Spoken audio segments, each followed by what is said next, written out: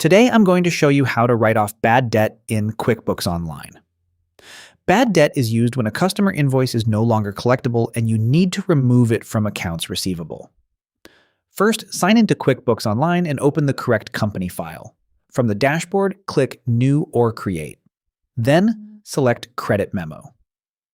In the Credit Memo form, choose the customer connected to the unpaid invoice. Next, go to the Product or Service section. Choose Bad Debt as the item. If you do not already have a bad debt item, create one. Set it up as a non-taxable item and connect it to the correct bad debt or income adjustment account.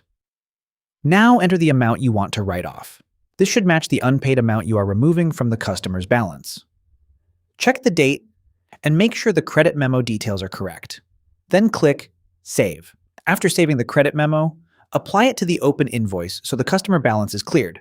Go to Receive Payment for that customer.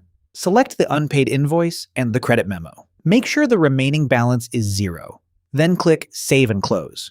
QuickBooks will now write off the bad debt and remove the unpaid invoice from accounts receivable. And that's how to write off bad debt in QuickBooks Online in 2026.